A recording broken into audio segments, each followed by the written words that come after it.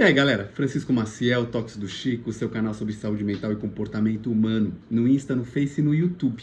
Te aguardando, inscrito, compartilhando o nosso conteúdo, deixando o seu comentário, interagindo com a gente, registrando o seu like, fazendo parte dessa família que cresce cada vez mais. Obrigado por estar com a gente. Hoje, o tema do nosso canal é um assunto sobre o qual o pessoal tem me pedido muito para conversar. Descontrole financeiro. Quem é que não passa por isso? Quem é que em algum momento já não sofreu desse mal? Gastar demais, mais do que tem, mais do que podia, se colocando em uma encalacrada. Somos um país que está em crise. Poderíamos dizer que o mundo passa por uma situação extremamente complexa em função da pandemia. Desemprego aumentando, pessoas sem renda, pessoas com renda comprometida e tendo que se readequar a essa nova realidade. E há muitos males que decorrem desse descontrole financeiro. Vamos falar deles num outro vídeo. Mas hoje o meu foco é pensar em algumas dicas práticas que possam nos ajudar a lidar com o descontrole financeiro. Pensei algumas.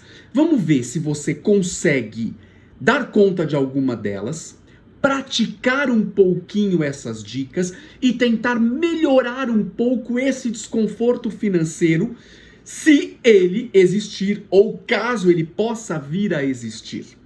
Primeira coisa, quando a gente pensa em descontrole financeiro, é fundamental que a gente reconheça que há um descontrole. E para isso eu tenho que ser muito franco e sincero comigo mesmo e olhar este assunto de frente.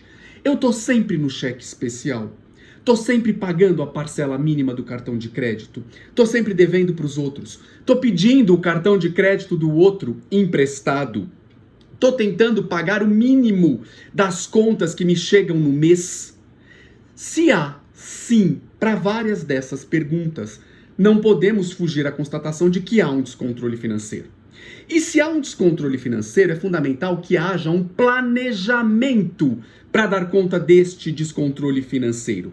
Um planejamento com metas, com objetivos exequíveis, com prazos para dar conta daquilo que está errado. Quais são as minhas dívidas? Como é que eu faço para resolver as minhas dívidas? Como é que eu faço para tentar minimizar o que eu devo? Diminuir os juros? Em que prazo consigo fazer isto? Este planejamento precisa ser feito na ponta do lápis e precisa levar em consideração as condições objetivas que eu tenho para resolver cada uma dessas dívidas. Este planejamento feito pressupõe que depois, como uma terceira etapa, eu consiga readequar, reajustar todos os meus hábitos de consumo, toda a minha vida financeira, readequar aquilo que não está funcionando. Eu preciso tentar diminuir contas, eu preciso tentar eliminar o cheque especial, eu preciso tentar parar de pagar o mínimo do cartão de crédito, eu preciso tentar trocar talvez uma dívida por outra quando uma dívida implica menos juros do que outra, eu preciso cortar determinadas despesas, eu preciso ter novos hábitos de consumo mais conscientes, eu preciso mudar o que não funciona. E para isto, uma quarta dica super interessante é assim: registre todos os seus gastos, todos. Quando eu materializo os meus gastos, eu percebo onde é que está o problema, para onde está indo o descontrole. Um cafezinho pode parecer uma bobagem, R$5. R$5, 5 vezes por semana, R$25. R$25 por semana ao longo de um mês, R$100 em cafezinho. Um maço de cigarro, nem sei quanto custa um maço de cigarro, quem fuma aí me ajuda. Mas pressuponha, se eu gasto R$10 num maço de cigarro, um por dia, ao longo de uma semana 50, ao longo de um mês 200 e tanto. Sem falar do pulmão, sem falar da saúde E a saúde do bolso? Quando eu coloco na ponta do lápis tudo aquilo que eu gasto, eu consigo mais facilmente materializar ações que são necessárias para conseguir minimizar o estrago. Normalmente eu não coloco na ponta do lápis aquilo que eu gasto, justamente porque eu não quero ver o tamanho do buraco. Quinta dica: negocia. Negocia. Uma coisa que muitas pessoas acham esdrúxula: troque uma dívida por outra. Muitas vezes eu tenho uma dívida que implica em muitos juros e eu consigo talvez fazer uma outra dívida que me permita quitar aquela que me sangra completamente e adquiro uma outra que é menos danosa.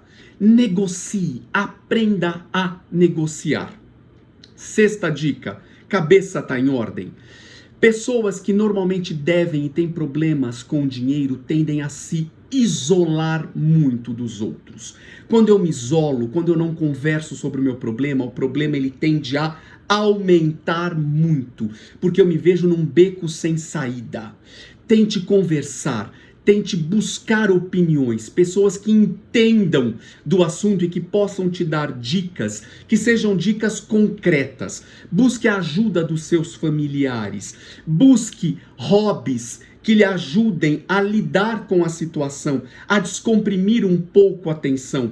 Terapia, soluções que amenizem todo esse desconforto. As pessoas que devem tendem a se sentir muito mais ansiosas, muito mais pressionadas, com medo. Em tese, as pessoas não gostam de dever. Ninguém deve porque gostaria. Muitas pessoas que devem tendem ainda a aumentar o consumo de forma ainda mais descontrolada. O olhar do outro, a opinião do outro, muitas vezes te ajuda a sair do labirinto em que você está. E última dica fundamental, poderíamos ter várias, mas o vídeo tem sempre um limite de tempo. Envolva a sua família nessa história. O controle tem que ser conjunto, familiar, todos remando na mesma direção, para que isso se torne uma tarefa de todos. Todos se alegrando pelas novas soluções que são dadas, todos se alegrando pelas dívidas que conseguem ser controladas, todos buscando uma reorganização financeira. Você passa por isso? Você já passou por isto? Você vem passando por isto exatamente nesse momento da pandemia em que tantas pessoas são impactadas? Traz aqui a sua opinião, compartilha com a gente o que está acontecendo. Traz a sua dica dizendo o que é que você fez que ajudou. Toques do Chico, saúde mental na veia e no bolso.